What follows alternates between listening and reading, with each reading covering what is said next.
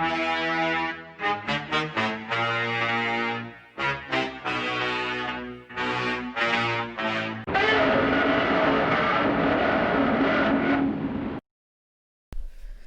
everyone, how's it going? Me, Carl, aka Screezilla here, and I hope you're all well.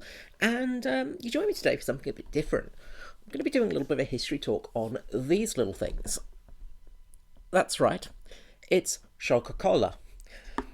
Now, if you don't know, Scho-Ka-Kola is a brand of German chocolate, and it was made back in the 1930s, about 1935 I think it was, originally for the Berlin Olympics. Why did I say Munich? The German Olympics. The original German Olympics. It was basically a kind of sports chocolate, originally sort of envisioned as. And I do have the milk chocolate variant as well in a beautiful little blue tin. It was made to help athletes have a little bit more performance, so to say. And the way that was done was by having a lot of caffeine inside. So the Scho-Ka-Kola is a mixture of 58% dark chocolate, which is a fair amount of cocoa.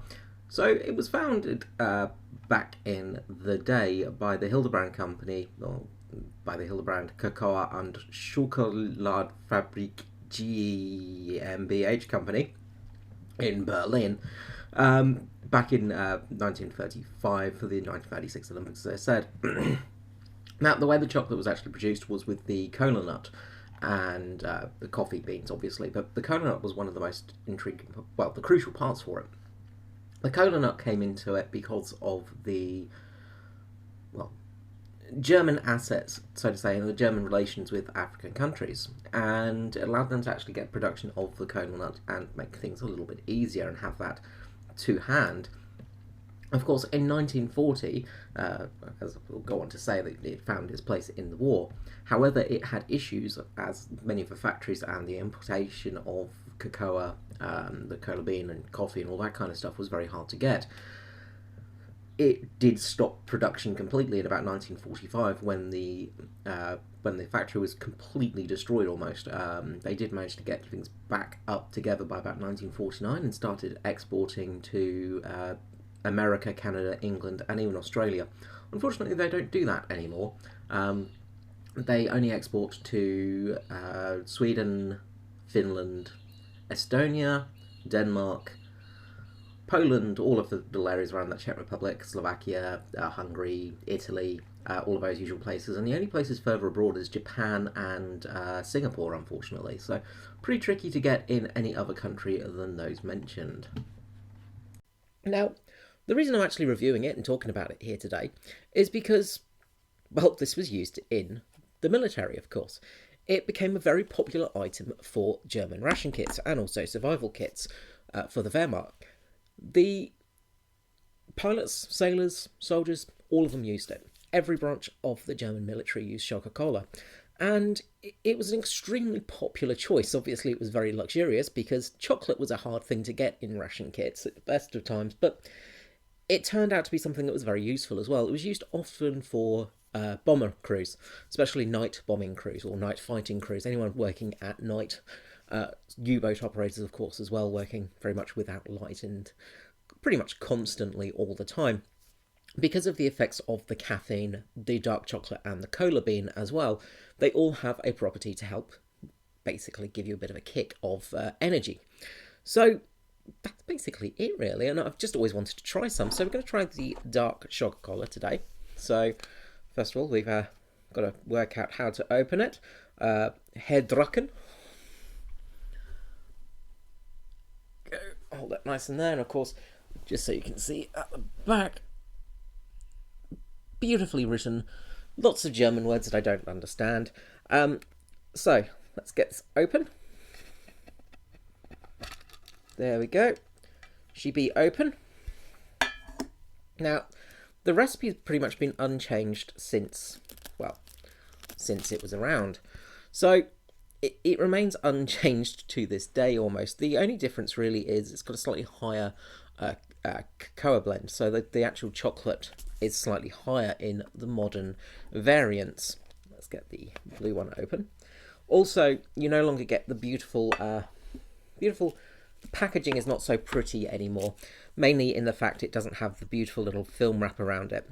The actual pieces used to be in a solid block as well. So there you go, you can see them, they're all individual there, and you used to have to break them up. But it's pretty much remained unchanged. Now, one of the big myths about Scho-Ka-Kola was the fact that it had methamphetamines in it, which absolutely is a total myth. Never did. That was something that it never had inside of it. That was Panzer-Cola, I think it was, or Panzer... It was Panzer-Cola, which didn't actually have any chocolate in it. It was just pure methamphetamines. So this stuff never did. There's no historical evidence of that in there. So I guess it's time for me to try some. So first little bite. So as you can see, a nice little triangular piece there. Let's give this a bit of a nibble. Editor Carl here. Just as I'm eating that, one of my friends handily put it that the pieces, it's basically pizza chocolate because it's cut like a pizza. I thought that was kind of funny. First of all, just on the smell of it, it's got a very nice smell of cocoa to it. It's also got that slight coffee bean taste, coffee smell to it. And there's also a hint of cola, so it's sort of like a coffee Coca-Cola chocolate almost. The actual flavouring of it, it's very dry, obviously. It's a very dark chocolate. It's very bitter. It's not very sweet, obviously, as well. It's been a long time since I've had European chocolate. Obviously, living in Australia, it's a bit different here. There's a bit more vegetable oil and stuff like that in it to stop it from melting in the sun too much. So it's very different in that respect. But you get that really nice coffee taste. It gives that nice little bit of coffee taste to it. I'll put it away before I keep eating it. So that's that little bit of coffee blend to it, and that really does add a little bit of something different. So we'll just zoom in a bit here so we can see it a little bit better. As we go to the milk chocolate variant, obviously the milk chocolate variant is a lot lighter in its colouring, but the dark chocolate is absolutely gorgeous. It's really quite tasty. So let's try some of the milk chocolate now. Milk chocolate's much more palatable. Contains only 30% cocoa. Only contains 30% cocoa. A little bit different in that respect. Much lighter flavour. You can actually taste the coffee a little bit more in it, and there's a slightly more cola taste to it as well. But it's much smoother. Could easily eat a box of this without too much issue, whereas this one you'd find yourself being a little bit dry in the mouth. Yeah, the milk chocolate is a really nice blend. That's something I could see myself eating quite easily, whereas the dark chocolate is that bit more bitter and it's a little bit trickier to eat. One of the other interesting things about the Fliegerchokolade, or flight chocolate as it was called back in World War II, is at the Battle of the Bulge. There's some records of the Germans sharing Scho-Ka-Kola with the American troops they captured, mainly sharing it because of the fact that the Americans fought with such bravery and valour. And the Americans were amazed by this chocolate. It just tasted so good. And if you've ever eaten American chocolate, you'll know straight away why, because American chocolate tastes like garbage. But overall, absolutely delicious. It's not cheap to get, obviously. I think both of these cost me about $40 or $38 or something stupid like that. Because obviously got to import it as well. I think it's like €2 to €4 in Germany, but when you get it in Australia, of course, there's import tax and got to fly it and stuff like that. But yeah, it's absolutely delicious. I can definitely see why the soldiers enjoyed this back in the day, because this would be a bloody lovely treat when you're on the front lines, or when you're in a bit of a pickle. Obviously, it's something that's definitely going to lift in your spirits a little bit and make things a little bit better. Yeah, absolutely gorgeous. So yeah, that's Scho-Ka-Kola. That's my first ever trial of it. It's my first ever taste of it, and I've got to say, it was well worth the wait. I'd recommend getting it. Also, you get the lovely tins as well, and that's something I really love about this. The tins have pretty much remained unchanged. Obviously, there was a little difference of the actual markings in World War II and things like that, but they're still very similar to this day. Trying to think of the guy's name now. That's Steve something on YouTube.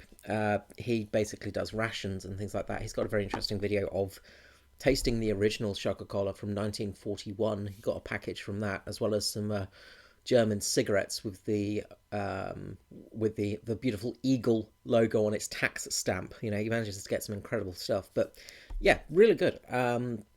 Definitely, the milk chocolate is just, it's so easy to eat. The dark chocolate, obviously, it's going to be a bit trickier, but overall, it's really nice.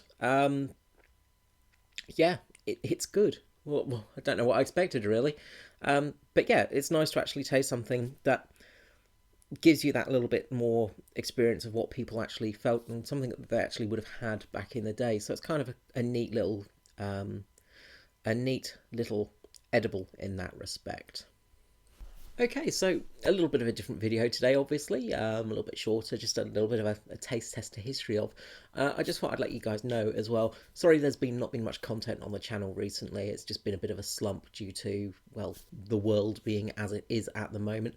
But things will start getting back to normal. I'm not really playing War Thunder at the moment because I just can't be bothered anymore. It's just too hard. So I will be doing history videos. They will be coming, but I'm not sure what's going to be next on the list. All right. Thank you so much for watching this. I hope you've enjoyed this. And I would recommend getting a Scho-Ka-Kola if you get the chance, because it's absolutely gorgeous and delicious. And until next time, this is me, Carl Screezer. Out. Bye-bye.